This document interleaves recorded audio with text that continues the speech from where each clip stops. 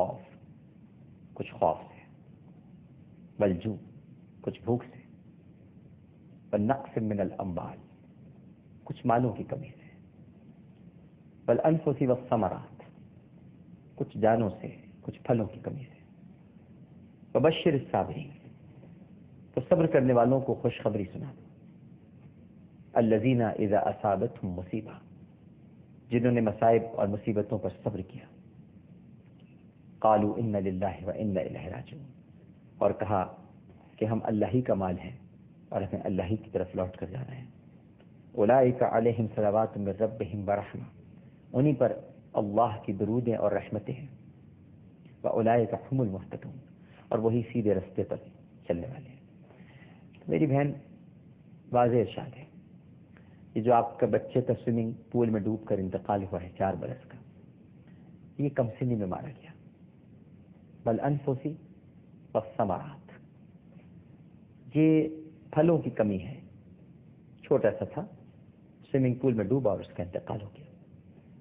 تو اس پر آپ اپنے آپ کو مورد الزام ٹھہرائیں کہ میری وجہ سے وہ سوئمنگ پول میں ڈوب کر ہلاک ہو گیا، تو یہ تو زیادتی ہو جائے گی نا۔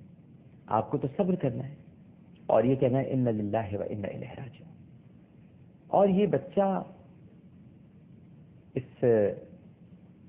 ان آیات کی تفسیر میں حضرت نعیم مراد آبادی رحمہ اللہ تعالی کنز الایمان میں جو ترجمے کے ساتھ تھوڑی سی تفسیر ان کی انہوں نے بیان کی، اس میں لکھتے ہیں کہ، اور بالکل اسی طرح لکھا ہے، آپ اس کو پڑھ سکتی ہیں، کہ یہ جو بچے کم سن مرتے ہیں تو اللہ سبحانہ و تعالیٰ فرشتوں سے پوچھتا ہے، خاص طور پر ملک الموت سے سوال ہوتا ہے کہ جب تو روح قبض کرنے گیا میرے اس بندے کے بچے کی اولاد کی، تو اس نے کیا کہا، اس مصیبت پر اس نے کیا کہا۔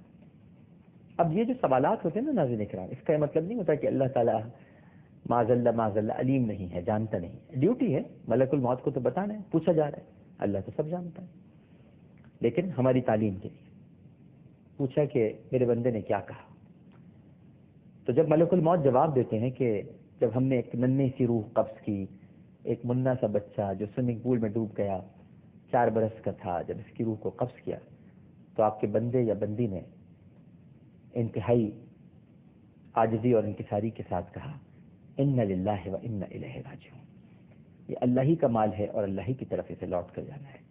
تو اللہ سبحانہ و تعالیٰ ارشاد فرماتا ہے، تو پھر میرے اس بندے کے لیے جنت میں بیت الحمد تعمیر کرو۔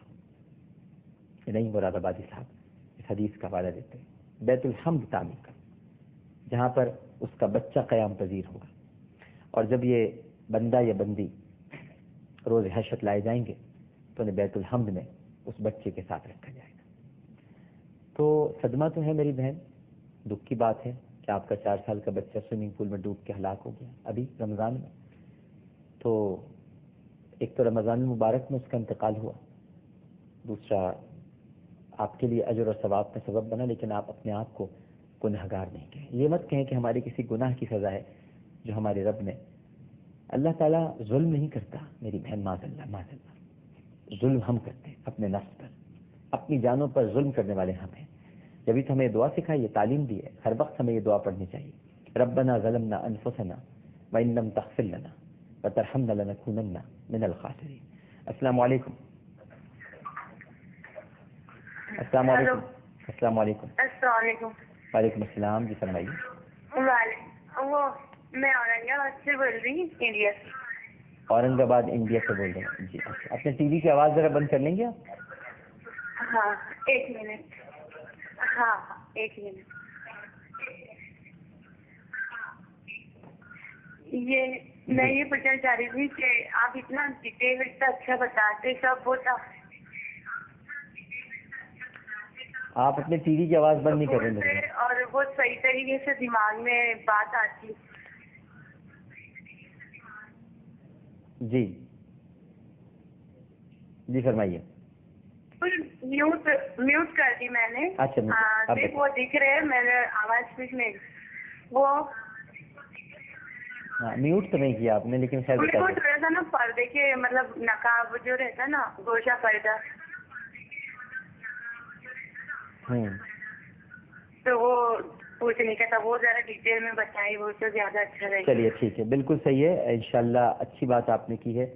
تو انشاءاللہ ہم کل جب ہماری ٹرانسمیشن ہوگی اور یہ پروگرام آپ انشاءاللہ جب دیکھیں گے تو کچھ حجاب پر گفتگو کریں گے. حجاب کیا ہے اور دنیا کی ہر چیز اللہ تعالیٰ نے جو خوبصورت اسے چھپا کے رکھا ہے.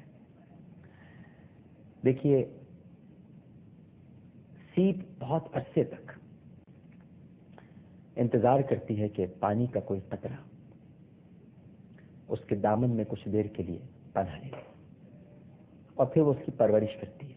برسوں بعد جب سیپ کھلتی ہے تو اس میں سے موتی نکلتا ہے، اور بہت چھپا کے رکھتی ہے سیپ اسے. اسی طرح آپ قدرت کی جتنی صنائیاں ہیں ان کا اگر مظاہرہ کریں، مشاہدہ کریں، تو آپ کو کینو لے لیں، کیلا لے لیں، کوئی اور پھل لے لیں، یہ سب چھپے ہوئے ہیں. انار لے لیں، انار تو جنت کے پھلوں میں سے ایک پھل ہے. انار لے لیجیے کہ اس کے دانے اس کے اندر چھپے ہوئے ہوتے ہیں. تو ہر چھپی ہوئی جو شے ہے وہ اللہ تعالیٰ نے اسے بہت سنبھال کر بڑی خوبصورتی کے ساتھ رکھا. اور عورت چونکہ مستور ہے، چھپی ہوئی ہے، لہذا اس کو مستور ہی کہا جاتا ہے. مستورات ہوتی ہیں، جمع خواتین کی جمع مستورات ہیں، تو چھپی ہوئی ہے، چھپا کے رکھا ہے پروردگار. لہذا وہ حجاب ایک دین کا لازمی جزو تو ہے، میں تو کہتا ہوں کہ انسانی اقدار کو سنبھالے رکھنے کا بھی ایک بہت اہم ذریعہ ہے. تو اس پر ضرور گفتگو کریں گے انشاءاللہ. فی الوقت پروگرام کا وقت اختتام کو پہنچتا ہے. آپ سب کا بہت بہت شکریہ جنہوں نے کالز کی، اور انشاءاللہ بشرط حیات اور حالات کل اسی وقت اسی پروگرام کے ساتھ دوبارہ حاضر ہوں گے.